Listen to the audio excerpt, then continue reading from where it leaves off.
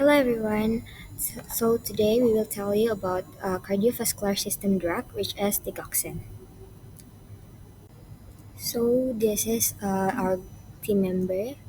There's me, Chantal Glenn Thomas, then Iran Vinci Rinawati Lemban Raja, Sharon Barneta Mumuh, and Stefania Ardana Putri. This is our overview. First, I will tell you about the definition of digoxin. Digoxin is a drug used to treat various heart problems such as heart failure and atrial fibrillation. As a cardiac glycoside, digoxin improves cardiac efficiency, allowing the heart to pump blood better. Yang- Generic name of digoxin is digoxin, and patent name of digoxin is lanoxin. These are some pictures of dosage form of digoxin. Digoxin drug classification. Digoxin classified as drug that can act on the cardiovascular system, particularly its cardiototic agent that increase the contractile of the myocardium strength and thereby increase its ability and efficacy. Uh, for the cardiotonic agent, it's divided into some parts, and digoxin classified as the cardiac glycosides that are medications people take for heart failure and atrial fibrillation and the atrial flutter.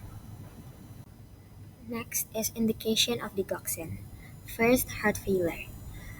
Digoxin is used to improve symptoms and reduce hospitalization in patients with chronic heart failure, particularly when other treatments are insufficient.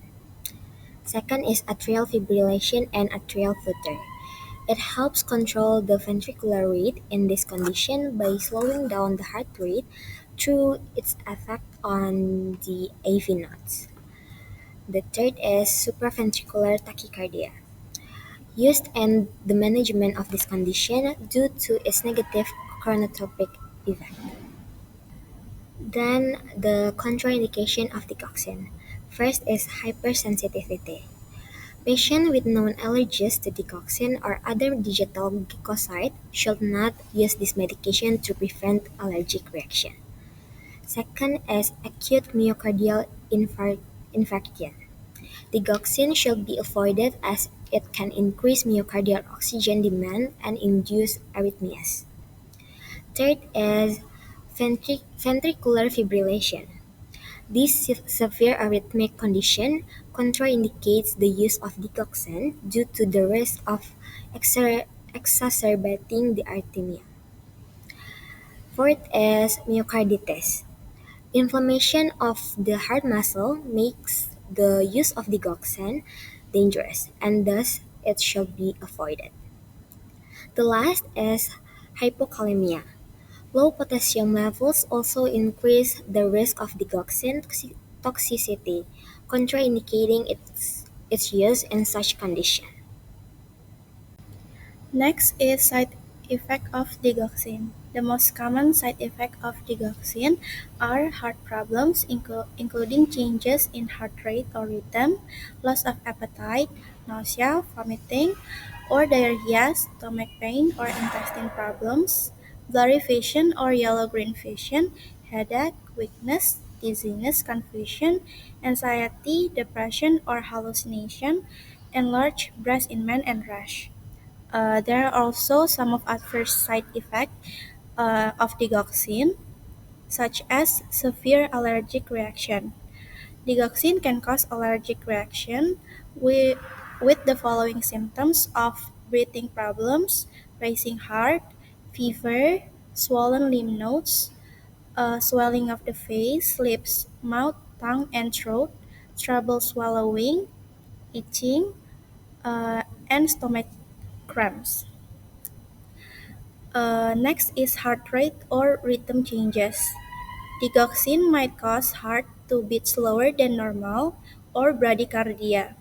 It may also cause heart rhythm problems that can lead to an irregular heartbeat and fainting. In rare cases, they may cause the heart to suddenly stop beating or cardiac arrest.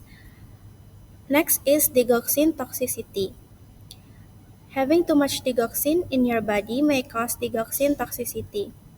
Some of the symptoms are loss of appetite, nausea or vomiting, persistent diarrhea, confusion, weakness, changes in vision, abnormal heart rhythm, and fast or slow heartbeat. Okay. Next, pharmacodynamics of digoxin. Digoxin induces an increase in intracellular sodium that will drive an influx of calcium in the heart and cause an increase in contractility. Cardiac output increase with subsequent decrease in ventricular filling pressure. And then pharmacokinetics of digoxin. First, absorption. Absorption of digoxin from digoxin tablets has been demonstrated to be 60% to 80% complete compared to an identical intravenous dose of digoxin or digoxin solution in capsules. Second, distribution. Following drug administration, a 6 to 8-hour tissue distribution pace is observed. Third, metabolism. Only a small percentage, 16% of a dose of digoxin is metabolized.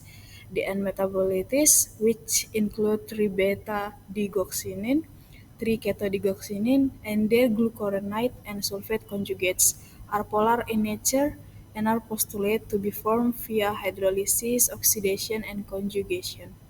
The metabolism of digoxin is not dependent upon the cytochrome system, and digoxin is not known to induce or inhibit the cytochrome system. The last is excretion. Elimination of digoxin follows first-order kinetics, that is, the quantity of digoxin eliminated at any time is proportional to the total body content. Following intravenous administration to healthy volunteers, 50% to 70% of a digoxin dose is extracted unchanged in the urine. And then renal excretion of digoxin is proportional to glomerular filtration rate and is largely independent of urine flow. In healthy volunteers with normal renal function, digoxin has a half-life of 1.55 to 2 days. The half-life in anuric patients is prolonged to 3.5 to 5 days. Digoxin is not effectively removed from the body by dialysis, exchange transfusion, or during cardiopulmonary bypass because most of the drug is bound to tissue and does not circulate in the blood. Next is dosage and mode of administration. For mode of administration, there are injection and oral route to administer digoxin. Peak digoxin body stores larger than 8 to 12 microgram per kilogram required for most patients with heart failure and normal sinus rhythm have been used for control of ventricular rate in patients with atrial fibrillation. Doses used for the treatment of chronic atrial fibrillation should be titrated to the minimum dose that achieve the desired ventricular rate control without causing undesirable side effects. For the total loading dose, administer one-half the total loading dose initially for all formulation. Then give one-fourth the total loading dose every 6 to 8 hours for two doses for IV and tablets, or give additional fraction every 4 to 8 hours for oral solution. For IV, 8 to 12 microgram per kilogram, tablets 10 to 15 microgram per kilogram, oral solution 10 to 15 microgram per kilogram. For the maintenance dose, for IV, 2.4 to 3.6 microgram per kilogram once a day, tablets 3.4 to 5.1 microgram per kilogram, for oral solution 3 until 4.5 microgram per kilogram. For dosage in adults, initial 500 to 750 microgram usually produces a detectable effect in half to 2 hours with a maximal effect in 2 until 6 hours. The usual amount of tablets that a 70 kg patient requires to achieve 8 to 12 microgram per kilogram peak body source is of 750 to 1250 microgram. For capsules, initial 400 to 600 microgram of digoxin capsules generally produces a detectable effect in half until 2 hours with a maximal effect in 2 until 6 hours. The usual amount of capsules that a 70 kg patient requires to achieve 8 to 12 microgram per kilogram peak body stores is 600 until 1000 microgram. For injection, initial 400 until 600 microgram of digoxin intravenously usually produces a detectable effect in 5 to 30 minutes with a maximal effect in 1 until 4 hours. The usual amount of digoxin injection that a 70 kg patient requires to achieve 8 to 12 microgram per kilogram peak body stores is 900 until 1000 microgram. There are different dosage for pediatric. Don't give full total digitalizing dose at once. Administer loading doses in several portions. Give roughly half the total as the first dose. Give additional fractions of the total dose at 6 to 8 hours intervals for oral or 4 to 8 hours intervals for parenteral. Divided daily dosing is recommended for infants and young children under 10 years of age. Parenteral administration should be used only when the need for rapid digitalization is urgent or when the drug cannot be taken orally. IV administration is preferred over intramuscular injection, and no more than 500 micrograms should be injected into a single site. These are the dosage for pediatric. You can see it in the slide. Next is nursing consideration. For the digoxin, it has four parts, that is monitoring, toxicity, interactions, and patient education. For the monitoring, we should monitor the apical pulse, blood pressure, weight, urine output, electrolyte levels, and the digoxin concentration in the blood. We can monitor the apical pulse, blood pressure, weight, and urine output when we assess the patient during the physical assessment. For the electrolyte level, we can do it by the laboratorium, and the electrolyte levels should be performed before and during the digoxin therapy. Particularly, we should check the potassium values and the renal function of the patients. And for the digoxin concentration in the blood, um, we should check it or monitor it at least 6 until 8 hours after giving the last dose of the digoxins to ensure the steady state values of the digoxins. And then next is toxicity. The signs of toxicity include abdominal pain, anorexia, nausea, vomiting, visual disturbance, bradycardia, and other arrhythmias.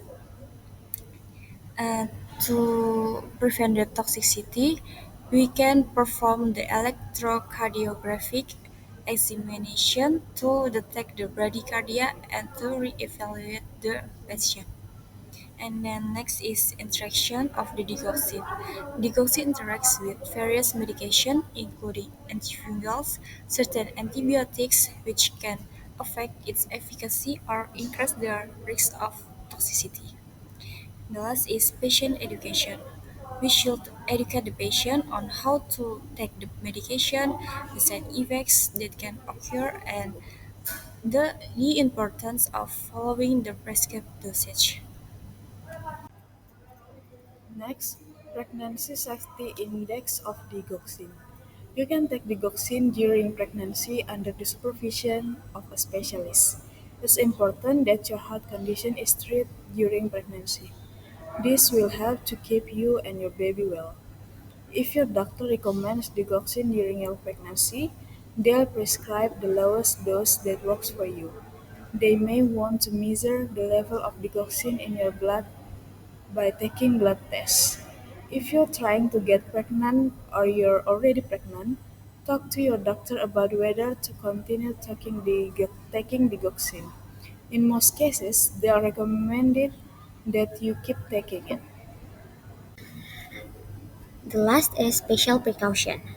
When taking digoxin, several special precautions need to be considered to ensure safety and effectiveness. First is regular monitoring. It is crucial for the doctor to monitor the progress closely with regular blood tests to check for unwanted effects and to adjust the dosage if necessary.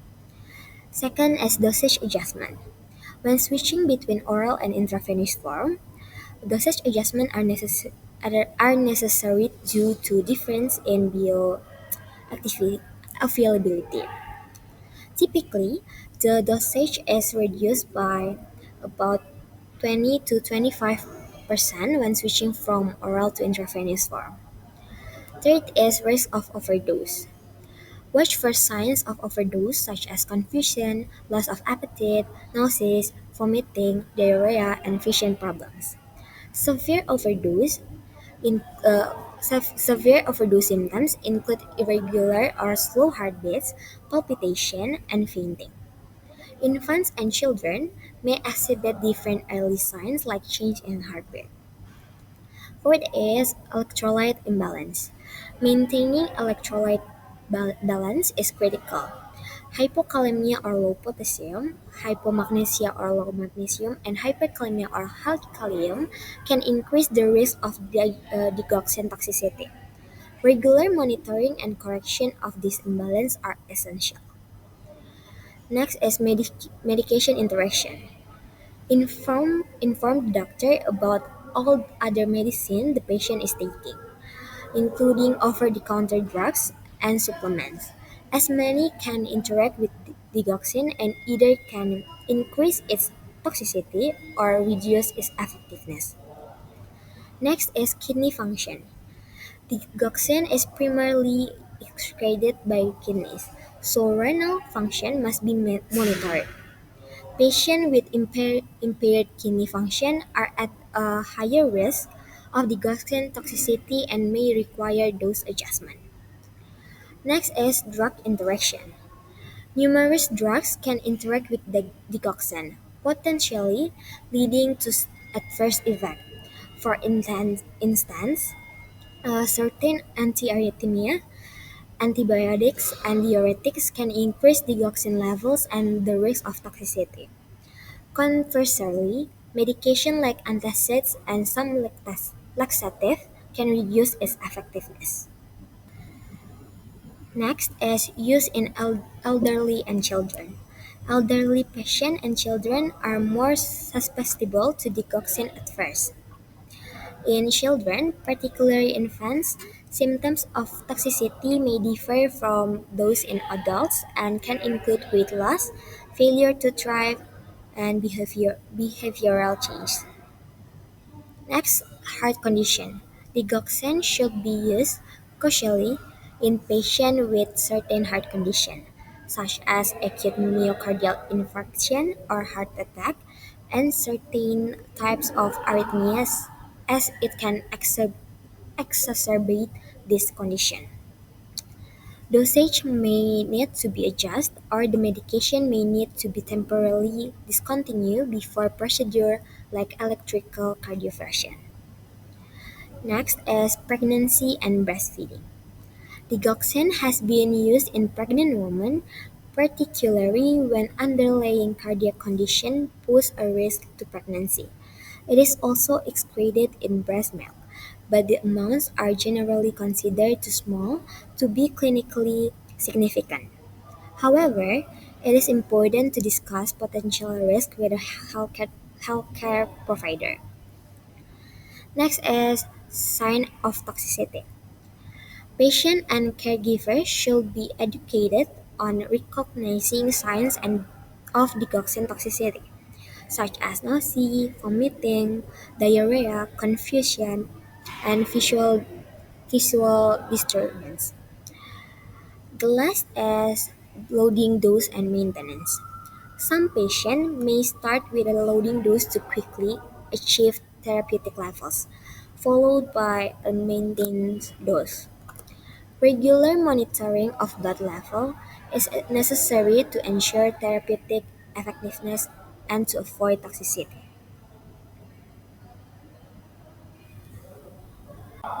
These are the reference we use for this presentation.